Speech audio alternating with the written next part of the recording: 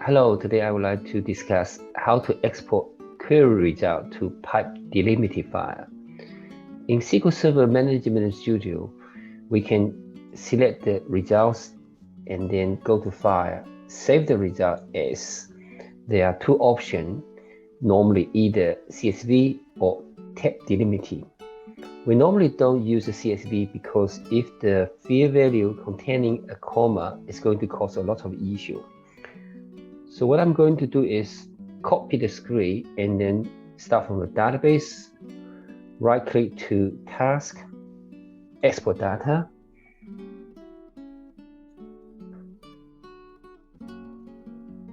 Select the SQL Server as the source, keep the default database. Next, choose the flat file destination, specify a name of the file, internet sales.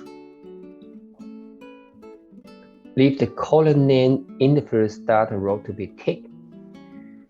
Next, write the query to specify the data to transfer.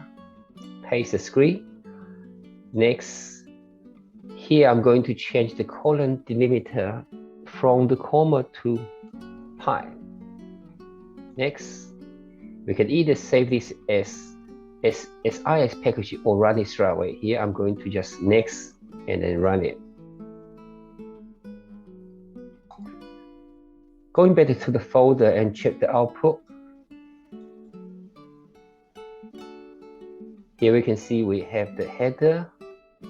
We have every single row with the pipe delimiting. Exporting the output to pipe delimited or other delimited file is quite straightforward using the export wizard. I hope you find this tutorial useful. Thanks for watching. See you next time.